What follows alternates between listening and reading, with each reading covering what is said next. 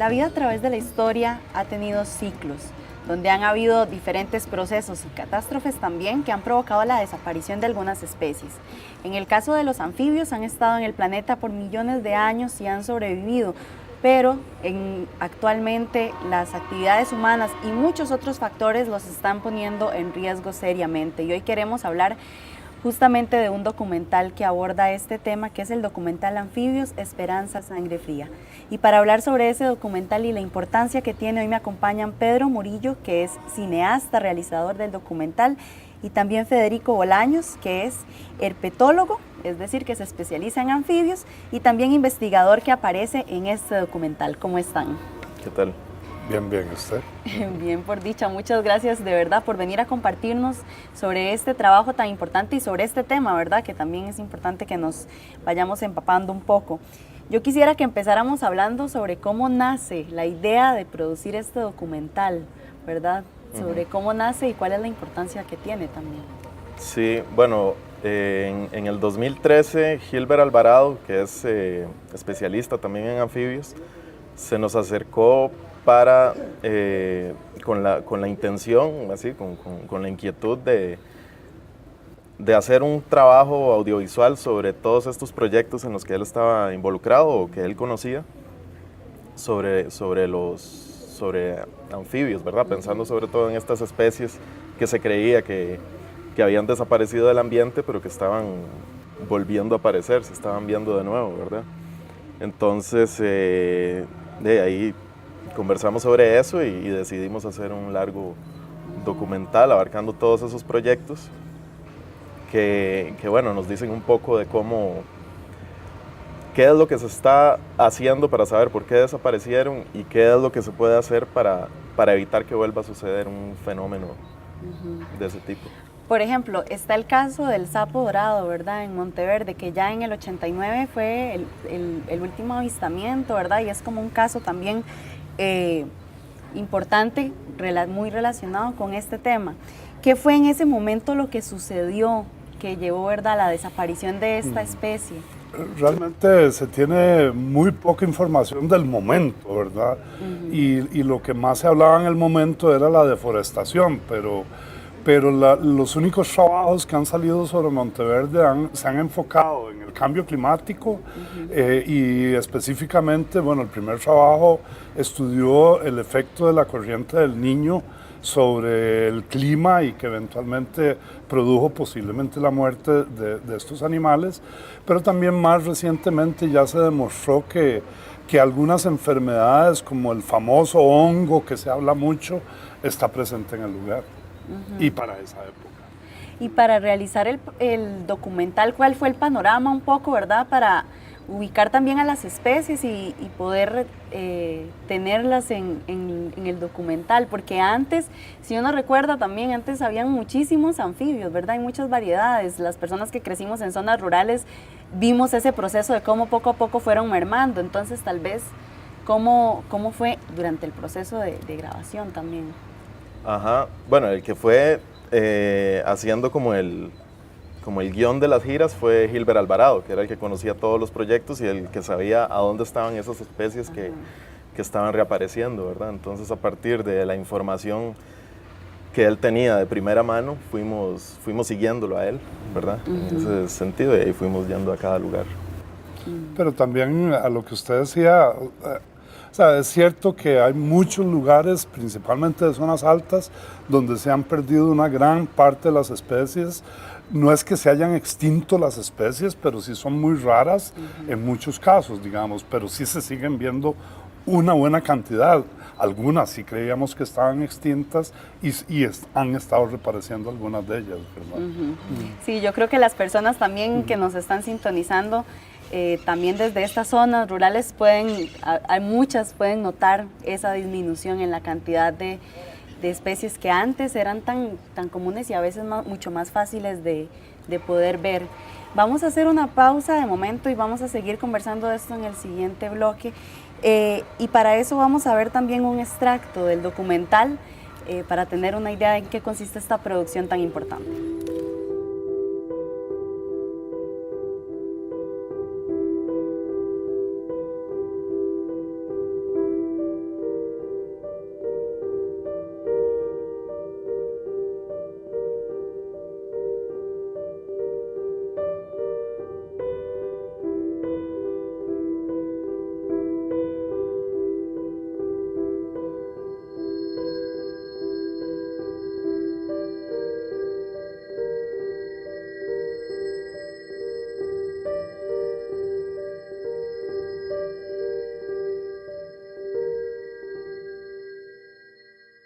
nuestra colección alberga especímenes de más de 100 años.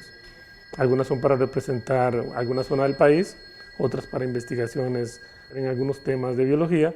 Sin embargo, a lo largo del tiempo lo que se convierten es en una imagen fotográfica de lo que ocurría en esos momentos en el país y nos ha permitido en gran medida ver cómo en el pasado algunas especies estaban constantemente vinculadas a investigaciones y de un momento a otro empezaron a desaparecer. Y cuando nos ponemos a investigar a fondo es cuando nos damos cuenta que efectivamente han desaparecido del ambiente. Entonces nos ha permitido incluso casi a nivel de un año en particular indicar en qué momento este fenómeno de decline repentino y masivo ha ocurrido en anfibios.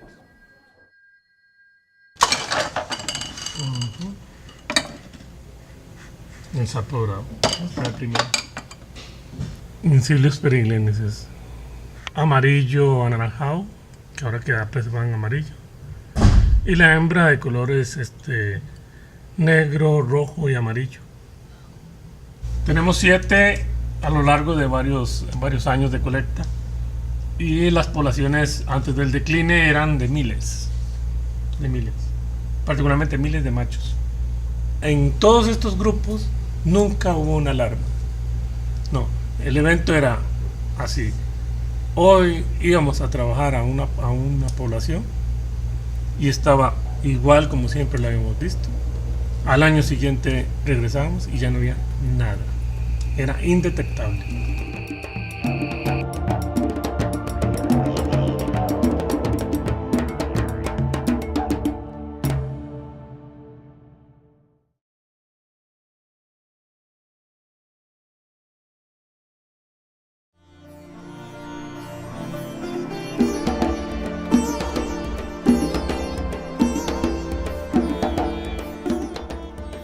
Volvemos acá a Era Verde, estamos desde el Museo Nacional, hoy conversando sobre el documental Anfibios Esperanza Sangre Fría y sobre justamente los anfibios como una especie amenazada.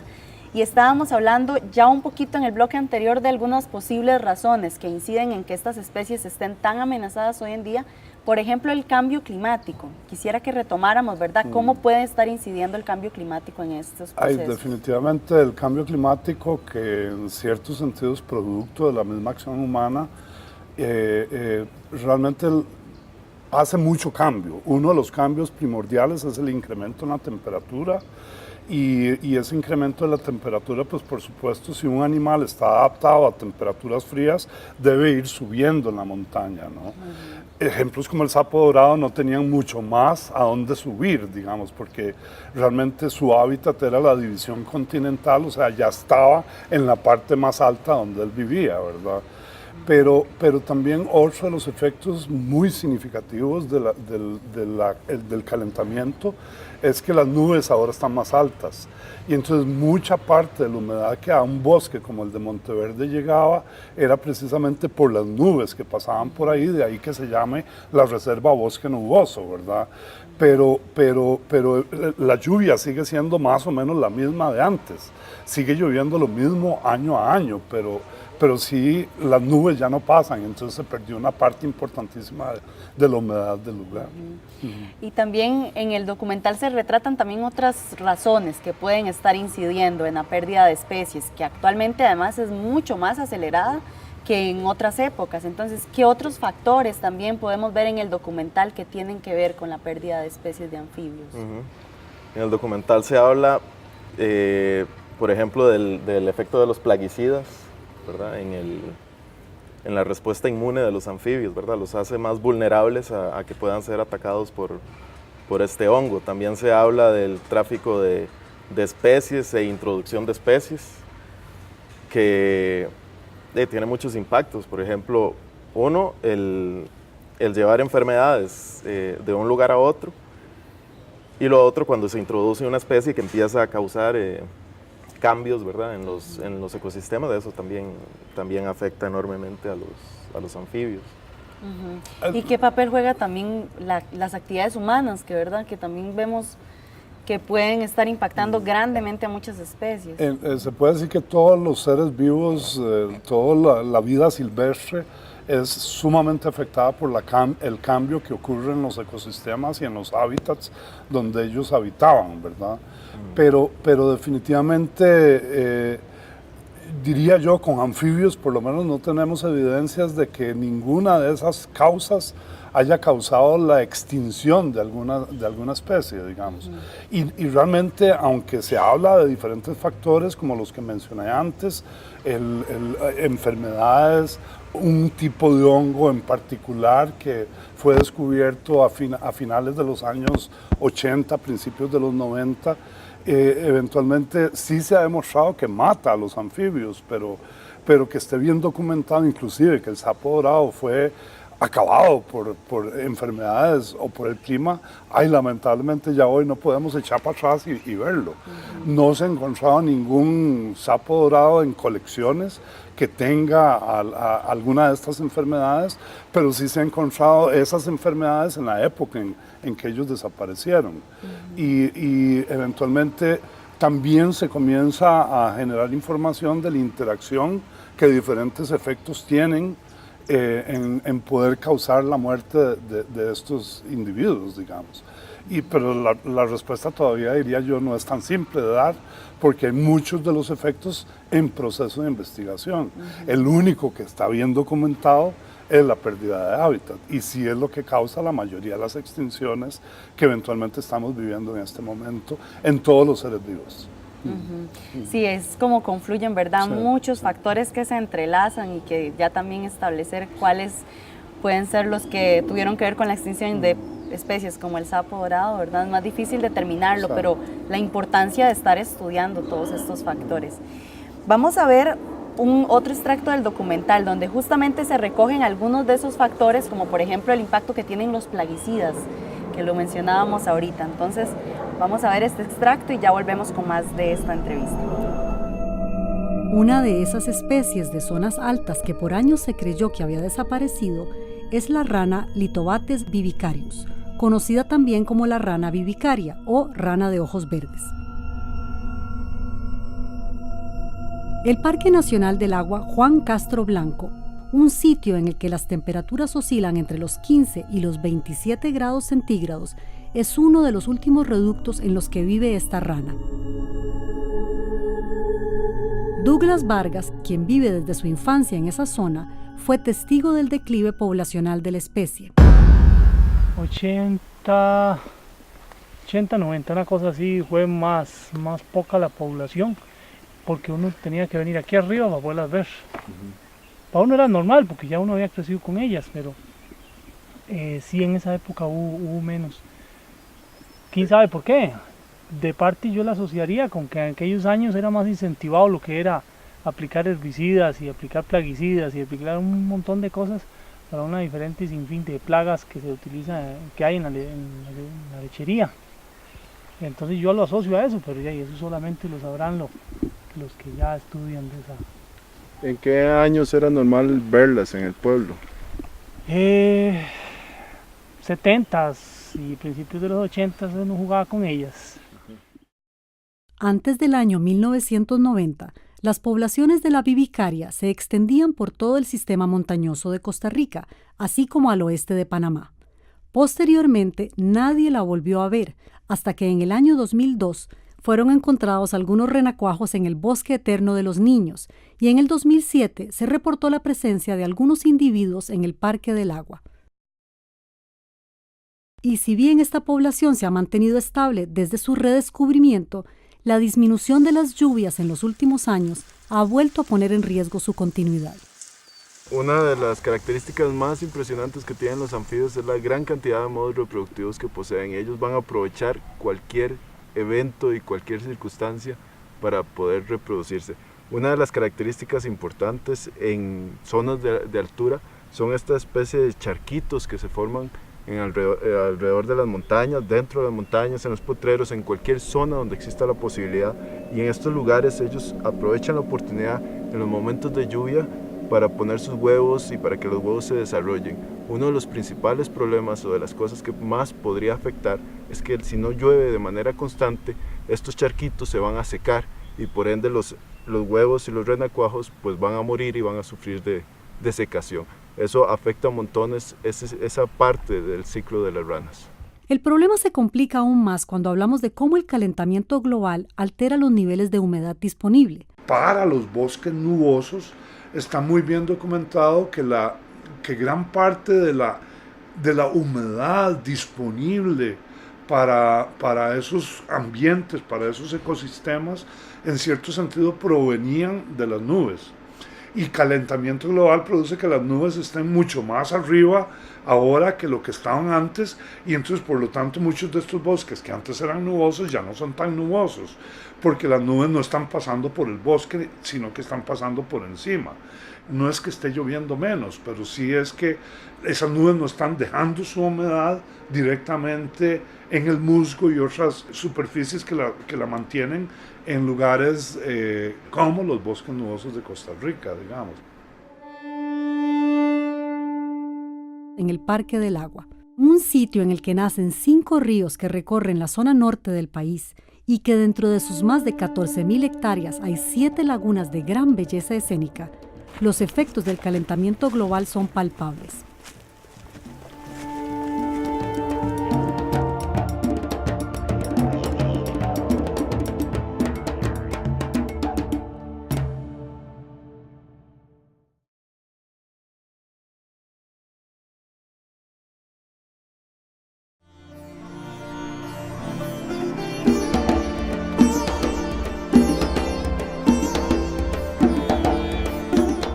Seguimos acá en Era Verde y estamos en el último bloque de este programa donde estamos conversando sobre los anfibios como una especie amenazada y de este documental, Anfibios, Esperanza, Sangre Fría. Y también queremos referirnos justamente a esa parte de si hay esperanza, ¿verdad?, en este tema, porque a lo largo del documental se conocieron algunos proyectos y experiencias también de conservación, iniciativas. Entonces, tal vez si nos cuentas cuáles experiencias te llamaron la atención y qué sensación dejan estos esfuerzos, ¿verdad? Si serán suficientes también. Ajá. Bueno, ahí en el documental aparecen varios de estos proyectos. Uno, el de plaguicidas, es como para entender cómo funciona este impacto, ¿verdad?, de los plaguicidas sobre los anfibios, y eventualmente puede decirnos cómo podría estarnos afectando a nosotros también, ¿verdad?, a los seres humanos. Y bueno, esa es información importante, ¿verdad?, con la que habría que empezar a tomar decisiones, ¿verdad? Y también estos proyectos como el que se ve en el documental de Brian Kubicki y otros similares sobre mejoramiento de hábitat, de sitios de reproducción, que han sido muy exitosos, ¿verdad? En cuanto, por ejemplo, el de Guayacán de Siquirres, que es el de Brian, donde se ve la recuperación de la población de Agalignis lemur, ¿verdad? Entonces todo eso es muy interesante y bueno, y nos dice que sí podemos hacer cosas, ¿verdad?, para empezar a mejorar las condiciones ambientales para que estos anfibios empiecen a recuperarse, ¿verdad?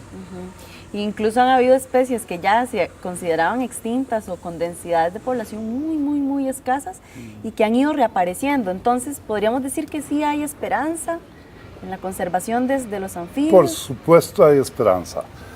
Y lo que estamos viendo es que especies que en algún momento declaramos como extintas para la Unión Internacional de la Conservación de la Naturaleza, eventualmente están reapareciendo. Obviamente es que eran raras, en algún momento llegaron a disminuir tanto sus poblaciones, a declinar, como mucha gente dice, sus poblaciones hasta el grado de que costaba encontrarlas, y estamos volviéndolas a encontrar, digamos. Pero también otra cosa muy interesante es que aunque en algunos lugares desaparecieron una gran cantidad de las especies o se hicieron muy raras esas especies, hoy día uno va y otra vez ve a muchas cosas comunes. A veces cambió las especies, o sea, ya las que eran comunes antes son raras ahora y desaparecieron algunas, las que son antes raras, ahora son las comunes posiblemente, pero seguimos teniendo una buena diversidad de especies, inclusive en lugares donde disminuyeron.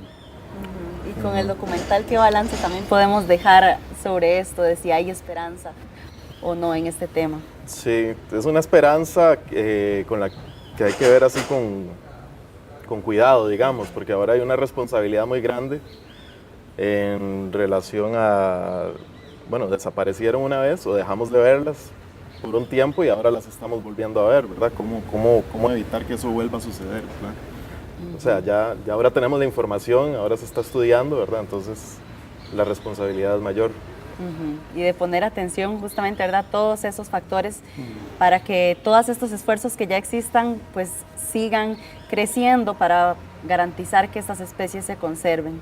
Muchas gracias a ambos por acompañarnos y por compartirnos, ¿verdad?, la información de este documental, y dejamos también esa invitación a todas las personas a que sigan empapándose de este tema con este tipo de materiales como este documental, que nos ayudan y nos enseñan tanto para conocer lo que está pasando, también muchas veces cerca de nuestras comunidades. Y justamente les vamos a dejar con un extracto de este documental donde tenemos esta perspectiva más esperanzadora, ¿verdad? Y de que también nos deja una responsabilidad de prestar atención a esos factores que están poniendo en riesgo los ecosistemas. Y también después les dejamos con más de la programación de Canal UCR, donde hacemos televisión con sentido.